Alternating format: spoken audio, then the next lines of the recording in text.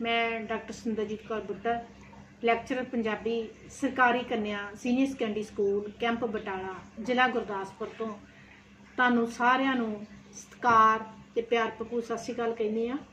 प्यारे बच्चों, अज मैं तुहाडे नाल जिहड़ा पाठ साझा करन जा रही हाँ वो 12वीं जमात लाजमी पंजाबी विचों लिया गया है।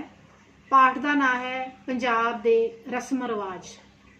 इस पाठ दे विच लेखक ने उन्हां रस्मां रिवाजां की गल की है जदों कि जो बच्चा जन्म लैंदा है उदों तो ही वो रस्मां रिवाज शुरू हो जाते हैं, फिर विआह समय ते फिर जदों बंदा इस दुनिया ते चला जाता है उस वेले भी साडे सभ्याचार विच अनेकां ही रस्मां रिवाज हैं। बेशक हुण उन्हां रस्मां रिवाजां दा ढंग बदल गया है, पर अज भी किते ना किते वो रस्मां रिवाज साडे नाल चलदे आ रहे हैं। इहो कुछ ही इस लेख दे विच दस्सिया है ते आओ साझा करते हाँ पंजाब के रस्म रिवाज। प्यारे बच्चों, अज असीं लाजमी पंजाबी 12वीं जमात विचला लेख पंजाब के रस्म रिवाज तुहाडे नाल साझा करांगे। इस तो पहलां इस दे लेखक गुलजार सिंह संधू जी के जीवन के बारे में कुछ जाणीए। गुलजार सिंह संधू जी का जन्म 27 फरवरी 1935 ईस्वी नूं माता श्रीमती गुरचरण कौर ते पिता सरदार हरी सिंह के घर पिंड कोटला बडला जिला लुधियाना विखे होया। आप दी विधियक योग्यता MA अंग्रेजी ते आप वख-वख महकमिਆਂ विच अधिकारी पदां ते रहे। इस तो बिना आप पंजाबी यूनीवर्सिटी पटियाला विच पत्रकारी विभाग विच प्रोफैसर भी रहे हैं। उस तो पहला आप पंजाबी ट्रिब्यून के संपादक रहे, फिर देश सेवक दैनिक अखबार के संपादक भी रहे। आप कहानी लेखक भी हैं। हुसन दहानी, एक सांझ पुरानी ਅਤੇ सोने की ਇਹ ਟਾਪ ਦੇ ਮੁੱਖ कहानी संग्रह हैं। ਇਹ ਜਿਹੜਾ ਪਾਠ ਆ ਤੁਹਾਡੇ 11ਵੀਂ ਜਮਾਤ ਦੇ ਸਿਲੇਬਸ ਦੇ ਵਿੱਚ ਪੰਜਾਬ ਦੇ ਰਸਮ ਰਿਵਾਜ, ਇਸ ਦੇ ਵਿੱਚ ਆਪ ਨੇ ਜੀਵਨ ਨਾਟਕ ਦੀਆਂ ਮੁੱਖ ਝਾਕੀਆਂ, ਜਨਮ, ਵਿਆਹ ਤੇ ਮਰਨ ਨਾਲ ਸੰਬੰਧਿਤ ਪੰਜਾਬ ਦੇ ਮੁੱਖ ਰਸਮ ਰਿਵਾਜ ਦੀ ਗੱਲ ਕੀਤੀ ਹੈ। ਤਾਂ ਆਓ ਬੱਚਿਓ, ਅੱਜ ਅਸੀਂ 11ਵੀਂ ਜਮਾਤ ਦੀ ਕਿਤਾਬ ਦੇ ਵਿਚਲਾ ਲੇਖ ਪੰਜਾਬ ਦੇ ਰਸਮ ਰਿਵਾਜ ਤੁਹਾਡੇ ਨਾਲ ਸਾਂਝਾ ਕਰਦੇ ਹਾਂ। ਰਸਮ ਰਿਵਾਜ ਰਹੁ ਰੀਤਾਂ ਤੇ ਸੰਸਕਾਰ ਭਾਈਚਾਰਕ ਜੀਵਾਂ ਦੇ ਮਨਾਂ ਦੀਆਂ ਸਿੱਕਾਂ, ਸਦਰਾਂ ਤੇ ਜਜ਼ਬਿਆਂ ਦੀ ਤਰਜਮਾਨੀ ਕਰਦੇ ਹਨ। ਭਾਈਚਾਰਕ ਜੀਵਾਂ ਦੇ ਜਨਮ, ਮਰਨ ਤੇ ਵਿਆਹ ਸ਼ਾਦੀ ਦੇ ਮੌਕੇ ਤੇ ਇਹਨਾਂ ਦਾ ਅਸਲੀ ਰੂਪ ਸਾਹਮਣੇ ਆਉਂਦਾ ਹੈ। ਜੀਵਨ ਨਾਟਕ ਦੀਆਂ ਇਹਨਾਂ ਤਿੰਨਾਂ ਝਾਕੀਆਂ ਦੇ ਰੰਗਮੰਚ ਆਮ ਤੌਰ ਤੇ ਸਾਡੇ ਘਰਾਂ ਦੇ ਵਿਹੜੇ ਹੁੰਦੇ ਹਨ। ਇਹਨਾਂ ਦੇ ਪਾਤਰ ਸਾਡੇ ਦੇਵਤਾ ਹੁੰਦੇ ਹਨ। ਅਗਵਾਈ ਵਾਸਤੇ ਅਸੀਂ ਕਿਸੇ ਪੰਡਤ, ਪੁਰੋਹਿਤ, ਨਾਈ, ਭਾਈ, ਦਾਈ ਜਾਂ ਮੁੱਲਾ ਮੁਲਾਣੇ ਨੂੰ ਸੱਦ ਲੈਂਦੇ ਹਾਂ। ਇਹ ਸੰਸਕਾਰ ਕਿਵੇਂ ਉਪਜੇ, ਇਹਨਾਂ ਦੇ ਪਿੱਛੇ ਕੀ ਮਨੋਰਥ ਕੰਮ ਕਰ ਰਹੇ ਹਨ, ਇਹ ਬੜਾ ਦਿਲਚਸਪ ਵਿਸ਼ਾ ਹੈ। ਮੁੱਢਲੇ ਮਨੁੱਖ ਨੂੰ ਦੈਵੀ ਤਾਕਤਾਂ ਦਾ ਭੈ ਸਾਥੋਂ ਜ਼ਿਆਦਾ ਸੀ। ਬਹੁਤ ਸਾਰੇ ਸੰਸਕਾਰਾਂ ਦਾ ਆਰੰਭ ਇਹਨਾਂ ਦੈਵੀ ਤਾਕਤਾਂ ਨੂੰ ਪਤਿਆਉਣ ਜਾਂ ਰੁਝਾਉਣ ਕਰਕੇ ਹੋਇਆ। ਕੁਝ ਸੰਸਕਾਰ ਖੁਸ਼ੀਆਂ ਦੇ ਪ੍ਰਗਟਾਵੇ ਤੋਂ ਵੀ ਪੈਦਾ ਹੋਏ ਸਿੱਧ ਹੁੰਦੇ ਹਨ। ਮਨੂ ਦੀ ਭਾਈਚਾਰਕ ਵੰਡ ਅਨੁਸਾਰ ਮਨੁੱਖ ਦੇ ਜੀਵਨ ਨੂੰ 4 ਭਾਗਾਂ ਬ੍ਰਹਮਚਰਜ, ਗ੍ਰਸਥ, ਬਾਨਪ੍ਰਸਥ ਤੇ ਸੰਨਿਆਸ ਵਿੱਚ ਵੰਡਿਆ ਗਿਆ ਸੀ ਤੇ ਹਰ ਭਾਗ ਦੇ ਵੱਖ-ਵੱਖ ਸੰਸਕਾਰ ਬੱਝੇ ਹੋਏ ਸਨ। ਇਹਨਾਂ ਦੀ ਮਰਜ਼ਾਦਾ ਵਿੱਚ ਬੱਝੇ ਸਾਡੇ ਵਡਾਰੂ ਰੋਜ਼ਾਨਾ ਜੀਵਨ ਦੀਆਂ ਅਨੇਕਾਂ ਸਮੱਸਿਆਵਾਂ ਦੀ ਚਿੰਤਾ ਦਾ ਭਾਰ ਆਪਣੇ ਮਨ ਉੱਤੇ ਪਾਉਣ ਦੀ ਥਾਂ ਇਹਨਾਂ ਉੱਤੇ ਛੱਡ ਦਿੰਦੇ ਸਨ। ਹੁਣ ਇਹਨਾਂ ਵਿੱਚੋਂ ਬਹੁਤੇ ਸੰਸਕਾਰ ਸਾਡੇ ਭਾਈਚਾਰੇ ਵਿੱਚੋਂ ਲੋਪ ਹੁੰਦੇ ਜਾ ਰਹੇ ਹਨ। ਇਹੋ ਕਾਰਨ ਹੈ ਕਿ ਇਹਨਾਂ ਦੀ ਸਾਂਭ ਸੰਭਾਲ ਤੇ ਵਰਣਨ ਬੜਾ ਜ਼ਰੂਰੀ ਹੋ ਗਿਆ ਹੈ। ਸਾਡੇ ਬਹੁਤੇ ਸੰਸਕਾਰ ਅਗਨੀ, ਪਾਣੀ, ਲੋਹੇ, ਅਨਾਜ ਅਤੇ ਬਿਰਖਾਂ ਦੀਆਂ ਟਾਹਣੀਆਂ ਰਾਹੀਂ ਨੇਪਰੇ ਚੜ੍ਹ ਜਾਂਦੇ ਰਹੇ ਹਨ। ਅਗਨੀ ਚਾਨਣ ਦਾ ਚਿੰਨ੍ਹ ਹੈ, ਪਾਣੀ ਸ਼ੁੱਧਤਾ ਦਾ, ਲੋਹਾ ਬਚਾਅ ਦਾ, ਅਨਾਜ ਚੜ੍ਹਾਵੇ ਦਾ ਅਤੇ ਬਿਰਖ ਦੀ ਟਾਹਣੀ ਜਾਂ ਹਰੀ ਘਾਹ, ਜਿਸ ਨੂੰ ਦੱਬ ਵੀ ਕਹਿੰਦੇ ਹਨ, ਚੰਗੇ ਸ਼ਗਨਾਂ ਦਾ ਸੂਚਕ ਮੰਨਿਆ ਜਾਂਦਾ ਹੈ। ਸਭ ਤੋਂ ਪਹਿਲਾਂ ਅਸੀਂ ਗਰਭ ਸੰਸਕਾਰ ਬਾਰੇ ਗੱਲ ਕਰਦੇ ਹਾਂ। ਪਹਿਲੇ ਸਮੇਂ ਵਿੱਚ ਪ੍ਰੇਤ ਰੂਹਾਂ ਤੋਂ ਬਚਣ ਲਈ ਗਰਭ ਦੇ 3ਵੇਂ, 5ਵੇਂ ਜਾਂ 7ਵੇਂ ਮਹੀਨੇ ਵਿੱਚ ਇਸਤਰੀ ਦੇ ਪੱਲੇ ਨਾਲ ਅਨਾਜ ਬੰਨ੍ਹਿਆ ਜਾਂ ਉਸ ਤੇ ਪੱਲੇ ਪਾਇਆ ਜਾਂਦਾ ਸੀ। ਜੇ ਕੁੜੀ ਸਹੁਰੇ ਘਰ ਹੋਵੇ ਤਾਂ ਇਹ ਅਨਾਜ ਮਾਪੇ ਭੇਜਦੇ ਹਨ, ਉਹ ਇਸ ਨੂੰ ਰਿੰਨ ਕੇ ਖਾਂਦੀ ਸੀ ਤੇ ਭਾਈਚਾਰੇ ਵਿੱਚ ਵੰਡਦੀ ਸੀ। ਇਸ ਸੂਰਤ ਵਿੱਚ ਇਹ ਰਸਮ ਕਰਨ ਵੇਲੇ ਦੋਵੇਂ ਪਤੀ ਪਤਨੀ ਪਤਨੀ ਦੇ ਮਾਪਿਆਂ ਵੱਲੋਂ ਘੱਲੇ ਹੋਏ ਕੱਪੜੇ ਪਹਿਨ ਕੇ ਜਠੇਰਿਆਂ ਦੀ ਪੂਜਾ ਕਰਦੇ ਸਨ। ਪੰਜਾਬ ਵਿੱਚ ਆਮ ਤੌਰ ਤੇ ਪਹਿਲਾ ਬੱਚਾ ਹੋਣ ਸਮੇਂ ਕੁੜੀ ਨੂੰ ਉਸ ਦੇ ਪੇਕੇ ਭੇਜ ਦਿੱਤਾ ਜਾਂਦਾ ਸੀ। ਪੇਕੇ ਭੇਜਣ ਦਾ ਕਾਰਨ ਇਹ ਦੱਸਿਆ ਜਾਂਦਾ ਸੀ ਕਿ ਉਸ ਦੀ ਮਾਂ ਉਸ ਦੀਆਂ ਸਰੀਰਕ ਲੋੜਾਂ ਤੋਂ ਸਹੁਰੇ ਘਰ ਨਾਲੋਂ ਵਧੇਰੇ ਜਾਣੂ ਹੁੰਦੀ ਹੈ। ਇਸ ਲਈ ਆਮ ਕਰਕੇ ਪਹਿਲੇ ਬੱਚੇ ਦਾ ਜਨਮ ਉਸ ਦੇ ਨਾਨਕੇ ਘਰ ਹੁੰਦਾ ਹੈ। ਜਣੇਪੇ ਦੀਆਂ ਰਸਮਾਂ ਵਿੱਚ ਜਣੇਪੇ ਤੋਂ ਪਿੱਛੋਂ ਬੱਚਾ ਤੇ ਜੱਚਾ ਨੂੰ ਧੂਫ ਦਿੱਤੀ ਜਾਂਦੀ ਸੀ ਜਾਂ ਦੀਵਾ ਬਾਲ ਕੇ ਰੱਖਿਆ ਜਾਂਦਾ ਸੀ, ਜਿਹੜਾ 10 ਦਿਨ ਲਗਾਤਾਰ ਜਗਦਾ ਰਹਿੰਦਾ ਸੀ। ਮੁੰਡਾ ਜੰਮਿਆ ਹੋਵੇ ਤਾਂ ਪਿੰਡ ਦੇ ਲਾਗੀ ਅਤੇ ਭਾਈਚਾਰੇ ਦੇ ਹੋਰ ਬੰਦੇ ਵਧਾਈਆਂ ਲੈ ਕੇ ਆ ਜਾਂਦੇ ਸਨ। ਡੱਬ ਨੂੰ ਖੁਸ਼ੀ ਦੇ ਮੌਕੇ ਉੱਤੇ ਵਧਾਈ ਦਾ ਚਿੰਨ੍ਹ ਮੰਨਿਆ ਜਾਂਦਾ ਸੀ। ਵਧਾਈਆਂ ਲੈ ਕੇ ਲਾਗੀਆਂ ਨੂੰ ਸ਼ਰਧਾ ਅਨੁਸਾਰ ਲਾਗ ਤੇ ਭਾਈਚਾਰੇ ਵਿੱਚ ਗੁੜ, ਮਿਸ਼ਰੀ ਜਾਂ ਪਤਾਸੇ ਵੰਡੇ ਜਾਂਦੇ ਸਨ। ਇਹਨਾਂ ਵਿੱਚੋਂ ਕੁਝ ਰੀਤਾਂ ਹਾਲਾਂ ਵੀ ਕਾਇਮ ਹਨ। ਜਨਮ ਤੋਂ ਪਿੱਛੋਂ ਗੁੜਤੀ ਦੀ ਰਸਮ ਮਹੱਤਵਪੂਰਨ ਮੰਨੀ ਜਾਂਦੀ ਸੀ। ਬੱਚੇ ਦੇ ਜਨਮ ਤੋਂ ਇੱਕਦਮ ਬਾਅਦ ਕੋਈ ਚੀਜ਼ ਗੁੜ, ਸ਼ਹਿਦ ਜਾਂ ਦੁੱਧ ਆਦਿ ਉਸ ਦੇ ਮੂੰਹ ਨੂੰ ਲਾਈ ਜਾਂ ਚਟਾਈ ਜਾਂਦੀ ਸੀ। ਉਸ ਰਸਮ ਨੂੰ ਗੁੜਤੀ ਦੇਣਾ ਕਿਹਾ ਜਾਂਦਾ ਸੀ। ਮੰਨਿਆ ਜਾਂਦਾ ਸੀ ਕਿ ਬੱਚੇ ਦਾ ਸੁਭਾਅ ਗੁੜਤੀ ਦੇਣ ਵਾਲੇ ਬੰਦੇ ਦੇ ਸੁਭਾਅ ਜਿਹਾ ਹੀ ਹੋਵੇਗਾ। ਕਈ ਵਾਰੀ ਗਰਭਵਤੀਆਂ ਬੱਚਿਆਂ ਦੇ ਜਨਮ ਤੋਂ ਪਹਿਲਾਂ ਹੀ ਉਸ ਬੰਦੇ ਨੂੰ ਮਨ ਵਿੱਚ ਧਾਰ ਲੈਂਦੀਆਂ ਸਨ ਜਿਸ ਤੋਂ ਉਹਨਾਂ ਨੇ ਗੁੜਤੀ ਦਿਵਾਉਣੀ ਹੁੰਦੀ ਸੀ। ਉਹ ਆਪਣੇ ਬੱਚੇ ਨੂੰ ਉਸੇ ਵਰਗਾ ਬਣਦਾ ਵੇਖਣ ਦੀਆਂ ਚਾਹਵਾਨ ਹੁੰਦੀਆਂ ਸਨ। ਗੁੜਤੀ ਮਿਸ਼ਰੀ ਦੀ ਡਲੀ ਜਾਂ ਕਿਸੇ ਭੇਡ ਬੱਕਰੀ ਦੇ ਦੁੱਧ ਦੀ ਦਿੱਤੀ ਜਾਂਦੀ ਸੀ। ਗੁੜਤੀ ਦੇਣ ਸਮੇਂ ਤੱਕ ਮਾਂ ਆਪਣੇ ਬੱਚੇ ਨੂੰ ਦੁੱਧ ਨਹੀਂ ਸੀ ਚੁਗਾਉਂਦੀ। ਇਹ ਰੀਤ ਕੁਝ ਬਦਲਵੇਂ ਰੂਪ ਵਿੱਚ ਹੁਣ ਤੱਕ ਵੀ ਪ੍ਰਚਲਿਤ ਹੈ। ਜਣੇਪੇ ਤੋਂ 5 ਦਿਨ ਪਿੱਛੋਂ ਪੰਜਵੀਂ ਨਹਾਉਣ ਦੀ ਰੀਤ ਸੀ। 5ਵੇਂ ਦਿਨ ਮਾਵਾਂ ਪਾਣੀ ਵਿੱਚ ਸਿੰਜੀ, ਮੇਥੀ ਜਾਂ ਵਣ ਦੇ ਪੱਤੇ ਉਬਾਲ ਕੇ ਨਹਾਉਂਦੀਆਂ ਸਨ। ਇਹ 5ਵੀਂ ਨਹਾਉਣ ਦਾਈ ਕਰਾਉਂਦੀ ਸੀ। ਨਹਾਉਣ ਤੋਂ ਪਹਿਲਾਂ ਉਹ ਮਾਂ ਦੀਆਂ ਤਲੀਆਂ ਥੱਲੇ ਕੁਝ ਨਕਦੀ ਰਖਾ ਲੈਂਦੀ ਸੀ, ਜਿਹੜੀ ਬਾਅਦ ਵਿੱਚ ਉਸ ਨੂੰ ਦੇ ਦਿੱਤੀ ਜਾਂਦੀ ਸੀ। 6ਵੇਂ ਦਿਨ ਚੌਂਕ ਪੂਰ ਕੇ ਮਾਂ ਨੂੰ ਰੋਟੀ ਖਵਾਈ ਜਾਂਦੀ ਸੀ। ਇਸ ਰੀਤ ਨੂੰ ਪੰਜਾਬ ਵਿੱਚ ਛਟੀ ਕਹਿੰਦੇ ਹਨ। ਇਸ ਵੇਲੇ ਮਾਂ ਰੱਜ ਕੇ ਖਾਂਦੀ ਸੀ। ਵਿਸ਼ਵਾਸ ਕੀਤਾ ਜਾਂਦਾ ਸੀ ਕਿ ਉਹ ਜਿੰਨਾ ਨੀਅਤ ਭਰ ਕੇ ਖਾਏਗੀ ਓਨੀ ਹੀ ਉਸ ਦੇ ਬੱਚੇ ਦੀ ਨੀਅਤ ਭਰੀ ਰਹੇਗੀ। ਪੰਜਾਬ ਵਿੱਚ ਬਾਹਰ ਵਧਾਉਣ ਦੀ ਰਸਮ 13ਵੇਂ ਦਿਨ ਕੀਤੀ ਜਾਂਦੀ ਸੀ। ਮੁੰਡਾ ਹੋਵੇ ਤਾਂ ਇਸ ਸਮੇਂ ਸਾਰੇ ਲਾਗੀ ਤੋਹਫੇ ਲੈ ਕੇ ਵਧਾਈਆਂ ਦੇਣ ਆਉਂਦੇ ਸਨ।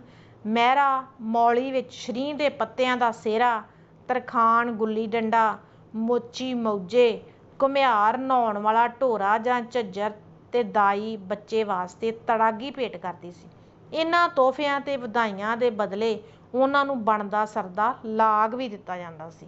ਘਰ ਵਾਲੇ ਲਾਗੀਆਂ ਨੂੰ ਲਾਗ ਦੇ ਕੇ ਭਾਈਚਾਰੇ ਵਿੱਚ ਪਰੋਸੇ ਵੰਡਦੇ ਸਨ।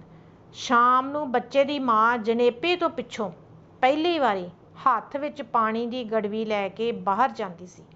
ਬਾਹਰੋਂ ਚੰਗੇ ਸ਼ਗਨਾਂ ਵਾਸਤੇ ਉਹ ਹਰਾ ਘਾਹ ਪੁੱਟ ਲਿਆਉਂਦੀ ਸੀ ਅਤੇ ਇਸ ਨੂੰ ਲਿਆ ਕੇ ਆਪਣੇ ਸਿਰਹਾਣੇ ਰੱਖ ਲੈਂਦੀ ਸੀ। ਇਹ ਘਾਹ ਹਰ ਪ੍ਰਕਾਰ ਉਸ ਦੀ ਰਾਖੀ ਕਰਦਾ ਮੰਨਿਆ ਜਾਂਦਾ ਸੀ। ਕੁਝ ਬਦਲਵੇਂ ਰੂਪ ਵਿੱਚ ਇਹ ਰੀਤਾਂ ਅਜੇ ਵੀ ਪ੍ਰਚਲਿਤ ਹਨ। ਮੁੰਡਾ ਹੋਵੇ ਤਾਂ ਬਹੁਤੀ ਥਾਈਂ ਇਸੇ ਦਿਹਾੜੇ ਦਾਦਕਿਆਂ ਨੂੰ ਨਾਈ ਦੇ ਹੱਥ ਡੱਬ, ਖੰਮਣੀ ਤੇ ਗੁੜ ਦੀ ਭੇਲੀ ਭੇਜਦੇ ਹਨ। ਥੋੜ੍ਹਾ ਬਹੁਤ ਸ਼ਗਨ ਬਾਕੀ ਅੰਗਾਂ ਸਾਕਾਂ ਨੂੰ ਵੀ ਭੇਜਿਆ ਜਾਂਦਾ ਹੈ। ਉਹ ਅੱਗੋਂ ਭੇਲੀ ਦੇ ਬਦਲੇ ਆਪਣੀ ਨੂੰਹ ਲਈ ਗਹਿਣੇ, ਕੱਪੜੇ ਅਤੇ ਨਾਈ ਤੇ ਦਾਈ ਨੂੰ ਲਾਗ ਵਜੋਂ ਤਿਉਰ ਆਦਿ ਘੱਲਦੇ ਹਨ। ਉਂਝ ਭੇਲੀ ਪਹੁੰਚਣ ਤੇ ਮੁੰਡੇ ਦੇ ਨਾਨਕਿਆਂ ਵੱਲੋਂ ਛੂਛਕ ਭੇਜਣ ਦਾ ਰਿਵਾਜ ਆਮ ਹੈ। ਮੁੰਡੇ ਦੇ ਜਨਮ ਤੋਂ ਪਿੱਛੋਂ ਆਉਣ ਵਾਲੀ ਲੋਹੜੀ ਉੱਤੇ ਮੁੰਡੇ ਕੁੜੀਆਂ ਭੇਲੀ ਮੰਗ ਕੇ ਖਾਂਦੇ ਹਨ। ਪਰੰਤੂ ਹੁਣ ਕੁੜੀਆਂ ਪ੍ਰਤੀ ਦ੍ਰਿਸ਼ਟੀਕੋਣ ਬਦਲਣ ਕਰਕੇ ਕੁੜੀ ਦੇ ਜਨਮ ਵੇਲੇ ਵੀ ਇਹ ਰੀਤਾਂ ਨਿਭਾਈਆਂ ਜਾਂਦੀਆਂ ਹਨ। ਪੰਜਾਬ ਵਿੱਚ ਨਾਂ ਰੱਖਣ ਵਾਸਤੇ ਕੋਈ ਖਾਸ ਨਾਮ ਸੰਸਕਾਰ ਨਹੀਂ ਮਨਾਇਆ ਜਾਂਦਾ। ਕਈ ਵਾਰੀ ਭਰਾਈ ਜਿਹੜਾ ਨਾਂ ਦੱਸ ਦੇਵੇ ਰੱਖ ਲੈਂਦੇ ਹਨ ਤੇ ਕਈ ਵਾਰੀ ਆਪਣੇ ਆਪਣੇ ਧਾਰਮਿਕ ਗ੍ਰੰਥ ਦਾ ਕੋਈ ਪੰਨਾ ਪਿੰਡ ਦੇ ਗ੍ਰੰਥੀ, ਮੌਲਵੀ ਜਾਂ ਪੰਡਤ ਤੋਂ ਖਲਵਾ ਕੇ ਪੰਨੇ ਦੇ ਪਹਿਲੇ ਅੱਖਰ ਤੋਂ ਕੋਈ ਨਾਂ ਰੱਖ ਲੈਂਦੇ ਹਨ। ਹਿੰਦੂ ਪਰਿਵਾਰਾਂ ਵਿੱਚ ਮੁੰਡਨ ਸੰਸਕਾਰ ਤੀਜੇ ਤੋਂ 5ਵੇਂ ਸਾਲ ਵਿੱਚ ਕੀਤਾ ਜਾਂਦਾ ਹੈ। ਆਮ ਤੌਰ 'ਤੇ ਇਹ ਸੰਸਕਾਰ ਅਜਿਹੇ ਸਥਾਨ ਉੱਤੇ ਕੀਤਾ ਜਾਂਦਾ ਹੈ ਜਿੱਥੋਂ ਵੀ ਬੱਚੇ ਦੇ ਮਾਪਿਆਂ ਨੇ ਸੁੱਖ ਸੁੱਖੀ ਹੋਵੇ। ਮੁੰਡਨ ਤੋਂ ਪਿੱਛੋਂ ਜਨੇਊ ਪਹਿਨਣ ਤੱਕ ਪੰਜਾਬ ਦੇ ਹਿੰਦੂ ਆਮ ਤੌਰ 'ਤੇ ਹੋਰ ਕੋਈ ਵਿਸ਼ੇਸ਼ ਸੰਸਕਾਰ ਨਹੀਂ ਕਰਦੇ। ਜਿਵੇਂ ਹਿੰਦੂ ਜਨੇਊ ਪਹਿਨਦੇ ਹਨ, ਉਸੇ ਤਰ੍ਹਾਂ ਸਿੱਖ ਅੰਮ੍ਰਿਤ ਛਕਦੇ ਹਨ। ਮੋਟੇ ਰੂਪ ਵਿੱਚ ਬਚਪਨ ਤੋਂ ਜਵਾਨੀ ਤੱਕ ਦੇ ਇਹ ਹੀ ਮੁੱਖ ਸੰਸਕਾਰ ਹਨ ਜਿਹੜੇ ਹਿੰਦੂ, ਸਿੱਖ, ਮੁਸਲਮਾਨ ਸਭ ਕਰਦੇ ਹਨ। ਭਾਵੇਂ ਹਰ ਫਿਰਕਾ ਆਪਣੇ ਆਪਣੇ ਧਰਮ ਦੀ ਮਰਜ਼ਾਦਾ ਤੇ ਸ਼ਰ੍ਹਾ ਅਨੁਸਾਰ ਇਹਨਾਂ ਵਿੱਚ ਤਬਦੀਲੀ ਕਰਦਾ ਰਹਿੰਦਾ ਹੈ। ਪਹਿਲੇ ਸਮਿਆਂ ਵਿੱਚ ਇਹ ਸਾਰੇ ਚਾਅ ਮਲ੍ਹਾਰ ਤੇ ਰਸਮਾਂ ਰੀਤਾਂ ਮੁੰਡਿਆਂ ਲਈ ਹੀ ਕੀਤੀਆਂ ਜਾਂਦੀਆਂ ਸਨ। ਧੀ ਜੰਮਦੀ ਸੀ ਤੇ ਮਾਪਿਆਂ ਦੇ ਭਾਅ ਦਾ ਪਹਾੜ ਡਿੱਗ ਪੈਂਦਾ ਸੀ। ਨਾ ਕੋਈ ਵਧਾਈ ਦਿੰਦਾ ਸੀ ਤੇ ਨਾ ਹੀ ਕਿਸੇ ਨੂੰ ਲੱਡੂ ਵੰਡੇ ਜਾਂਦੇ ਸਨ। ਧੀਆਂ ਦਾ ਨਾਮਕਰਨ ਸੰਸਕਾਰ ਵੀ ਕੋਈ ਨਹੀਂ ਸੀ ਹੁੰਦਾ। ਕੰਨ-ਵਿੰਨ ਸੰਸਕਾਰ ਵੀ ਨਾ ਮਾਤਰ ਹੀ ਹੁੰਦਾ ਸੀ। ਕੋਈ ਵਣਜਾਰਾ ਵੰਗਾਂ ਚੜਾਉਣ ਆਵੇ ਤਾਂ ਕੰਨ-ਵਿੰਨ ਦਿੱਤਾ ਜਾਂਦਾ ਸੀ। ਕੁੜੀਆਂ ਉਸ ਨੂੰ ਗੁੜ ਦੀ ਰੋੜੀ ਤੇ ਆਪਣੀ ਮਾਂ ਤੋਂ ਦੁਆਨੀ ਚੁਆਨੀ ਲੈ ਕੇ ਦਿੰਦੀਆਂ ਸਨ। ਪਰ ਹੁਣ ਇਹ ਜਿਹੜਾ ਰਿਵਾਜ ਆ ਇਹ ਬਦਲ ਗਿਆ। ਕੁੜੀਆਂ ਨੂੰ ਵੀ ਬਰਾਬਰ ਦਾ ਹੱਕ ਹੀ ਲਗਭਗ ਮਿਲਣ ਲੱਗ ਪਿਆ। ਮੁੰਡੇ ਕੁੜੀਆਂ ਦੇ ਜਵਾਨ ਹੋਣ 'ਤੇ ਵਿਆਹ ਦੀਆਂ ਰਸਮਾਂ ਦੀ ਲੜੀ ਸ਼ੁਰੂ ਹੋ ਜਾਂਦੀ ਹੈ। ਪਹਿਲਾਂ ਰੋਕਣ ਜਾਂ ਠਾਕਣ ਦੀ ਰਸਮ ਹੁੰਦੀ ਹੈ। ਪਹਿਲੇ ਸਮੇਂ ਵਿੱਚ ਕੁੜੀ ਵਾਲੇ ਨਾਈ ਦੇ ਹੱਥ ਮੁੰਡੇ ਨੂੰ 1 ਰੁਪਈਆ ਭੇਜ ਦਿੰਦੇ ਸਨ, ਜਿਸ ਦਾ ਭਾਵ ਇਹ ਹੁੰਦਾ ਸੀ ਕਿ ਕੁੜਮਾਈ ਜਾਂ ਮੰਗਣੀ ਭਾਵੇਂ ਕਦੀ ਵੀ ਹੋਵੇ, ਨਾਤਾ ਪੱਕਾ ਹੈ। ਪਰ ਹੁਣ ਇਸ ਦੇ ਵੀ ਰੂਪ ਬਦਲ ਰਹੇ ਹਨ। ਵਾਰ ਲੱਭ ਕੇ ਨਾਤਾ ਤੈਅ ਹੋ ਜਾਣ ਤੋਂ ਪਿੱਛੋਂ ਕੁੜਮਾਈ ਜਾਂ ਸਗਾਈ ਦੀ ਰਸਮ ਹੁੰਦੀ ਹੈ। ਪਹਿਲੇ ਸਮੇਂ ਵਿੱਚ ਕੁੜੀ ਵਾਲੇ ਨਾਈ ਦੇ ਹੱਥ ਖੰਮਣੀ, ਰੁਪਈਆ, 5 ਮਿਸ਼ਰੀ ਦੇ ਕੂਜੇ, 5 ਛੁਹਾਰੇ, ਕੇਸਰ ਆਦਿ ਦੇ ਕੇ ਮੁੰਡੇ ਦੇ ਘਰ ਨੂੰ ਘੱਲ ਦਿੰਦੇ ਸਨ। ਮੁੰਡੇ ਵਾਲਿਆਂ ਨੇ ਰਿਸ਼ਤੇਦਾਰ ਤੇ ਸ਼ਰੀਕੇ ਵਿੱਚ ਸੱਦਾ ਭੇਜਿਆ ਹੁੰਦਾ ਸੀ। ਮੁੰਡੇ ਦੇ ਮਾਮੇ ਤੇ ਪਿਤਾ ਪੰਚਾਇਤ ਦੀ ਹਜ਼ੂਰੀ ਵਿੱਚ ਮੁੰਡੇ ਨੂੰ ਚੌਂਕੀ 'ਤੇ ਬਿਠਾ ਲੈਂਦੇ ਅਤੇ ਨਾਈ ਆਪਣੇ ਨਾਲ ਲਿਆਂਦੀਆਂ ਚੀਜ਼ਾਂ ਉਸ ਦੀ ਝੋਲੀ ਵਿੱਚ ਪਾ ਕੇ ਕੇਸਰ ਦਾ ਟਿੱਕਾ ਉਸ ਦੇ ਮੱਥੇ ਉੱਤੇ ਲਾ ਦਿੰਦਾ। ਕੁੜੀ ਦਾ ਬਾਪ ਜਾਂ ਵਿਚੋਲਾ ਪੱਲੇ ਵਾਲੀਆਂ ਚੀਜ਼ਾਂ ਵਿੱਚੋਂ 1 ਛੁਹਾਰਾ ਤੇ ਮਿਸ਼ਰੀ ਮੁੰਡੇ ਦੇ ਮੂੰਹ ਵਿੱਚ ਪਾ ਦਿੰਦਾ। ਬਾਕੀ ਛੁਹਾਰੇ ਮੁੰਡੇ ਦੇ ਅਜਿਹੇ ਹਾਣੀਆਂ ਨੂੰ ਦਿੱਤੇ ਜਾਂਦੇ ਜਿਨ੍ਹਾਂ ਦੀ ਛੇਤੀ ਹੀ ਮੰਗਣੀ ਹੋਣ ਦੀ ਆਸ ਹੁੰਦੀ। ਮੁੰਡੇ ਵਾਲੇ ਨਾਈ ਦੇ ਹੱਥ ਮੰਗੇਤਰ ਕੁੜੀ ਵਾਸਤੇ ਸੂਟ, ਜੁੱਤੀ, ਗਹਿਣਾ, ਲਾਲ ਪਰਾਂਦੀ, ਮਹਿੰਦੀ, ਮੌਲੀ, ਖੰਡ, ਚੌਲ, ਛੁਹਾਰੇ ਤੇ ਨਕਦੀ ਆਦਿ ਘੱਲਦੇ। ਕੁੜੀ ਆਪਣੇ ਘਰ ਨਹਾ ਧੋ ਕੇ ਮੁੰਡੇ ਦੇ ਘਰਦਿਆਂ ਵੱਲੋਂ ਭੇਜੀ ਜੁੱਤੀ, ਕੱਪੜੇ ਤੇ ਲਾਲ ਪਰਾਂਦੀ ਪਹਿਨ ਕੇ ਚੜ੍ਹਦੇ ਵੱਲ ਮੂੰਹ ਕਰਕੇ ਪੀੜ੍ਹੇ 'ਤੇ ਬੈਠ ਜਾਂਦੀ। ਪਿੰਡ ਦੀ ਨੈਣ ਸਹੁਰਿਆਂ ਦੀ ਭੇਜੀ ਨਕਦੀ ਉਸ ਦੀ ਝੋਲੀ ਵਿੱਚ ਪਾ ਕੇ ਖੰਡ ਤੇ ਛੁਹਾਰਾ ਉਸ ਦੇ ਮੂੰਹ ਵਿੱਚ ਪਾ ਦਿੰਦੀ ਅਤੇ ਇਸ ਤਰ੍ਹਾਂ ਉਸ ਦੀ ਵੀ ਸਗਾਈ ਹੋ ਜਾਂਦੀ। ਲਾਲ ਪਰਾਂਦੀ ਉਸ ਦੀ ਸਗਾਈ ਦੀ ਨਿਸ਼ਾਨੀ ਹੁੰਦੀ ਸੀ। ਇਸ ਨੂੰ ਕੁੜੀ ਓਨਾ ਚਿਰ ਨਹੀਂ ਸੀ ਲਾਉਂਦੀ ਜਿੰਨਾ ਚਿਰ ਕਿ ਇਹ ਟੁੱਟ ਨਹੀਂ ਸੀ ਜਾਂਦੀ। ਸਹੁਰਿਆਂ ਵੱਲੋਂ ਆਏ ਚੌਲ ਉਸ ਨੂੰ ਤੇ ਉਸ ਦੀਆਂ ਕੁਆਰੀਆਂ ਸਹੇਲੀਆਂ ਨੂੰ ਖੁਆਏ ਜਾਂਦੇ। ਥੋੜ੍ਹੇ ਥੋੜ੍ਹੇ ਸ਼ਗਨਾਂ ਦੇ ਚੌਲ ਭਾਈਚਾਰੇ ਵਿੱਚ ਵੀ ਵੰਡੇ ਜਾਂਦੇ। ਮੰਗਣੀ ਨਾਲ ਨਾਤਾ ਪੱਕਾ ਹੋ ਜਾਂਦਾ। ਕੁੜਮਾਈ ਤੋਂ ਵਿਆਹ ਤੱਕ ਹੋਰ ਕੋਈ ਰਸਮ ਨਹੀਂ ਸੀ ਹੁੰਦੀ। ਪਰ ਹੁਣ ਇਸ ਰੀਤ ਦੇ ਵੀ ਰੂਪ ਬਦਲ ਰਹੇ ਹਨ। ਮੰਗਣੀ ਤੋਂ ਪਿੱਛੋਂ ਕਿਸੇ ਸ਼ੁਭ ਮਹੀਨੇ ਦੀ ਤਿਥ ਤੇ ਘੜੀ ਵਿਆਹ ਲਈ ਨੀਅਤ ਕਰ ਲਈ ਜਾਂਦੀ। ਇਸ ਨੂੰ ਸਾਹਾ ਕਢਵਾਉਣਾ ਕਹਿੰਦੇ ਹਨ। ਇਸ ਤੋਂ ਪਿੱਛੋਂ ਜਦ ਵਿਆਹ ਵਿੱਚ ਥੋੜ੍ਹੇ ਦਿਨ ਰਹਿ ਜਾਣ ਤਾਂ ਕੁੜੀ ਵਾਲੇ ਸਾਏ ਦੀ ਚਿੱਠੀ ਜਾਂ ਲਗਨ ਲਿਖਾਉਂਦੇ। ਚਿੱਠੀ ਨੂੰ ਦੱਬ, ਚੌਲ, ਹਲਦੀ, ਖੰਮਣੇ ਆਦਿ ਵਿੱਚ ਲਪੇਟ ਕੇ ਨਾਈ, ਪੰਡਤ ਜਾਂ ਵਿਚੋਲੇ ਆਦਿ ਦੇ ਹੱਥ ਮੁੰਡੇ ਵਾਲਿਆਂ ਨੂੰ ਭੇਜਿਆ ਜਾਂਦਾ ਹੈ। ਇਹ ਚਿੱਠੀ ਪੰਚਾਇਤ ਅਤੇ ਮੁੰਡੇ ਨੂੰ ਬਿਠਾ ਕੇ ਸਭ ਦੀ ਹਾਜ਼ਰੀ ਵਿੱਚ ਖੋਲ੍ਹੀ ਅਤੇ ਪੜ੍ਹੀ ਜਾਂਦੀ ਹੈ। ਨਾਈ ਜਾਂ ਪੁਰੋਹਿਤ ਨੂੰ ਲਾਗ ਦੇ ਕੇ ਵਾਪਸ ਭੇਜ ਦਿੱਤਾ ਜਾਂਦਾ ਹੈ। ਸਾਏ ਦੀ ਚਿੱਠੀ ਤੋਂ ਪਿੱਛੋਂ ਦੋਹਾਂ ਘਰਾਂ ਵਿੱਚ ਵਿਆਹ ਦੀਆਂ ਤਿਆਰੀਆਂ ਸ਼ੁਰੂ ਹੋ ਜਾਂਦੀਆਂ ਹਨ। ਕੁੜੀ ਵਾਲੇ ਭਾਈਚਾਰੇ ਵਿੱਚ ਮੌਲੀ ਜਾਂ ਰੂੰ ਕੱਤਣ ਤੇ ਪੀਣ ਲਈ ਦਾਣੇ ਵੰਡ ਦਿੰਦੇ ਹਨ। ਪਰ ਅੱਜ ਕੱਲ੍ਹ ਅਜਿਹੇ ਕੰਮ ਮਸ਼ੀਨਾਂ 'ਤੇ ਕਰਵਾ ਲਏ ਜਾਂਦੇ ਹਨ। ਫਿਰ ਵੀ ਕੁੜੀ ਦਾ ਵਿਆਹ ਸਾਰੇ ਭਾਈਚਾਰੇ ਦਾ ਕੰਮ ਸਮਝਿਆ ਜਾਂਦਾ ਹੈ ਤੇ ਜਿਸ ਵਿੱਚ ਵਿੱਤ ਅਨੁਸਾਰ ਸਭ ਦੇ ਸਭ ਹਿੱਸਾ ਪਾਉਂਦੇ ਹਨ। ਮੁੰਡੇ ਵਾਲੇ ਵੀ ਆਪਣੇ ਘਰ ਵਰੀ ਆਦਿ ਤਿਆਰ ਕਰਨ ਲੱਗ ਜਾਂਦੇ ਹਨ। ਜਿਸ ਦਿਨ ਤੋਂ ਲਗਨ ਭੇਜ ਦਿੱਤਾ ਜਾਂਦਾ ਹੈ, ਕੁੜੀ ਤੇ ਮੁੰਡੇ ਦਾ ਬਾਹਰ ਨਿਕਲਣਾ, ਕਿਸੇ ਨਾਲ ਹੱਸਣਾ ਬੋਲਣਾ ਤੇ ਕੰਮ ਕਰਨਾ ਮਨਾ ਹੋ ਜਾਂਦਾ ਹੈ। ਇਸ ਨੂੰ ਸਾਏ ਲੱਤ ਬੰਨ੍ਹਣਾ ਜਾਂ ਥੜੇ ਪਾਉਣਾ ਕਹਿੰਦੇ ਹਨ। ਅਜਿਹਾ ਕਿਸੇ ਵੀ ਪ੍ਰਕਾਰ ਦੀ ਦੁਰਘਟਨਾ ਤੋਂ ਬਚਣ ਲਈ ਕੀਤਾ ਜਾਂਦਾ ਹੈ। ਇਸ ਤੋਂ ਪਿੱਛੋਂ 7 ਸੁਹਾਗਣ ਇਸਤਰੀਆਂ ਇਕੱਠੀਆਂ ਕਰਕੇ ਉਹਨਾਂ ਨੂੰ ਗੋੜਾ ਦੇ ਦਿੱਤਾ ਜਾਂਦਾ ਹੈ। ਇਹ 7 ਸੁਹਾਗਣਾਂ ਵਿਆਹ ਦੇ ਹਰ ਕੰਮ ਲਈ ਇਕੱਠੀਆਂ ਹੁੰਦੀਆਂ ਹਨ। ਇੱਕ ਸਮਾਂ ਉਹ ਵੀ ਸੀ ਕਿ ਇਹਨਾਂ ਵਿੱਚੋਂ ਇੱਕ ਵੀ ਘੱਟ ਹੋਵੇ ਤਾਂ ਕੋਈ ਰਸਮ ਸ਼ੁਰੂ ਨਹੀਂ ਸੀ ਹੁੰਦੀ। 7 ਜਾਂ 9 ਦਿਨ ਪਹਿਲਾਂ ਕੜਾਈ ਚੜ੍ਹਾਈ ਜਾਂਦੀ ਸੀ। ਵਿਆਹੁੰਦੜ ਦੀ ਮਾਂ ਇਸ ਕੜਾਈ ਵਿੱਚ ਤਿਆਰ ਕੀਤੇ ਗੁਲਗੁਲੇ ਆਪਣੇ ਪੇਕਿਆਂ ਨੂੰ ਲੈ ਜਾਂਦੀ ਤੇ ਉਹਨਾਂ ਨੂੰ ਵਿਆਹ ਦਾ ਦਿਨ ਦੱਸ ਆਉਂਦੀ। ਉਹ ਨਾਨਕੀ ਸ਼ੱਕ ਦੀ ਤਿਆਰੀ ਕਰਨ ਲੱਗ ਜਾਂਦੇ। ਵਿਆਹ ਤੋਂ ਪਹਿਲਾਂ ਵੱਡੀ ਰੀਤ ਕੇਵਲ ਵਟਣੇ ਜਾਂ ਮਾਹੀਏ ਦੀ ਹੁੰਦੀ ਸੀ। ਬੰਨੜੇ ਜਾਂ ਬੰਨੜੀ ਦੇ ਸਿਰ ਉੱਤੇ 4 ਕੁੜੀਆਂ ਚਾਰੇ ਕੰਨੀਆਂ ਫੜ ਕੇ ਪੀਲੀ ਚਾਦਰ ਦਾ ਚੰਦੋਆ ਤਾਣ ਕੇ ਖੜੀਆਂ ਹੋ ਜਾਂਦੀਆਂ। ਇੱਕ ਠੂਠੀ ਵਿੱਚ ਤੇਲ, ਪਾਣੀ ਤੇ ਹਲਦੀ ਮਿਲਾ ਕੇ ਵਟਣਾ ਤਿਆਰ ਕੀਤਾ ਹੁੰਦਾ। ਇਹ ਵਟਣਾ ਘਾਹ ਦੀ ਗੁੱਟੀ ਨਾਲ ਲਾ ਕੇ ਮੁੰਡੇ ਜਾਂ ਕੁੜੀ ਦੇ ਵਾਲ ਦੀ ਲਿਟ ਨੂੰ ਲਾਇਆ ਜਾਂਦਾ। ਇਸ ਤੋਂ ਪਿੱਛੋਂ ਇਹ ਹੱਥਾਂ, ਪੈਰਾਂ ਤੇ ਚਿਹਰੇ ਤੇ ਦਬ ਕੇ ਮਲਿਆ ਜਾਂਦਾ। ਇਹ ਵਿਆਹ ਵਾਲੇ ਦਿਨ ਤੱਕ ਲੱਗਦਾ ਰਹਿੰਦਾ ਸੀ। ਅਜੋਕੇ ਸਮੇਂ ਵਿੱਚ ਇਸ ਰੀਤ ਵਿੱਚ ਵੀ ਕੁਝ ਤਬਦੀਲੀ ਆ ਗਈ ਹੈ।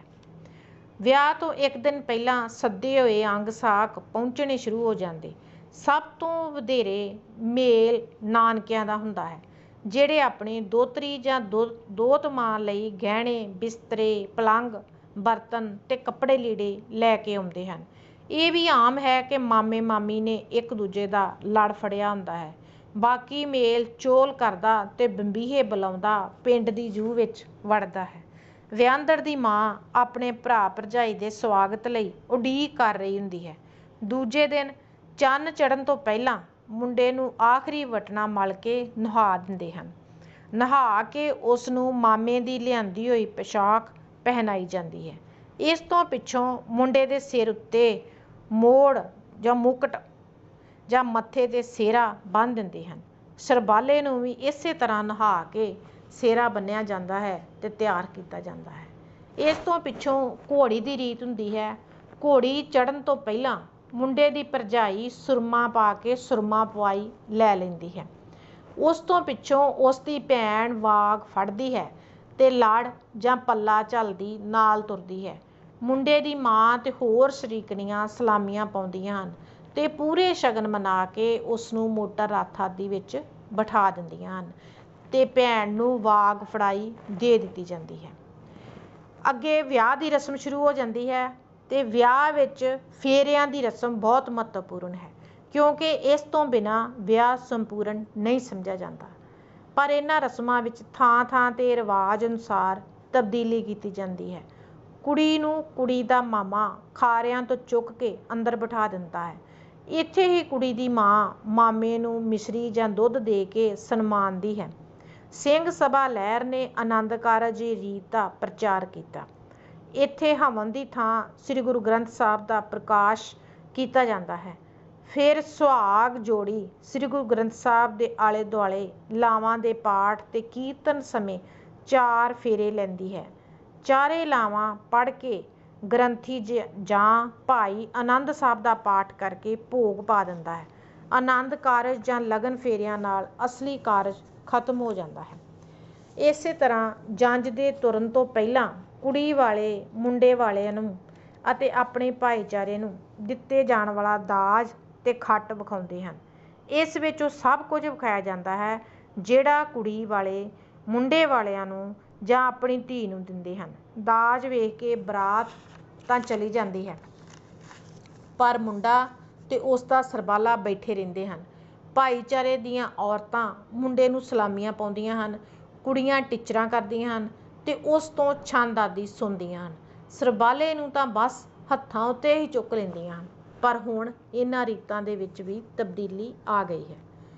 ਇਸ ਤੋਂ ਪਿੱਛੋਂ ਜੰਝ ਵਿਦਾ ਕਰ ਦਿੱਤੀ ਜਾਂਦੀ ਹੈ। ਮਾਮਾ ਰੋਂਦਾ ਕਰਲਾਉਂਦਾ ਕੁੜੀ ਨੂੰ ਗੋਦੀ ਚੁੱਕ ਕੇ ਡੋਲੇ ਜਾਂ ਰੱਥ ਵਿੱਚ ਬਿਠਾ ਆਉਂਦਾ ਹੈ। ਮੁੰਡੇ ਦੇ ਘਰ ਪਹੁੰਚਣ ਉੱਤੇ ਮੁੰਡੇ ਦੀ ਮਾਂ ਸ਼ਗਨਾਂ ਦੀ ਥਾਲੀ ਲੈ ਕੇ ਨੌ ਪੁੱਤ ਨੂੰ ਲੈਣ ਜਾਂਦੀ ਹੈ। ਦਰਵਾਜ਼ੇ ਉੱਤੇ ਉਹ ਪਾਣੀ ਨਾਲ ਵਾਰਨੇ ਵਾਰਦੀ ਹੈ।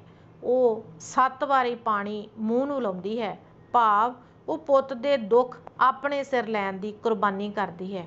ਮੁੰਡਾ ਉਸ ਨੂੰ ਰੋਕਦਾ ਹੈ। 7ਵੀਂ ਵਾਰੀ ਤਾਂ ਉਸ ਦੀਆਂ ਦਰਾਣੀਆਂ ਜਠਾਣੀਆਂ ਉਸ ਨੂੰ ਬਿਲਕੁਲ ਹੀ ਉਹ ਪਾਣੀ ਨਹੀਂ ਪੀਣ ਦਿੰਦੀਆਂ।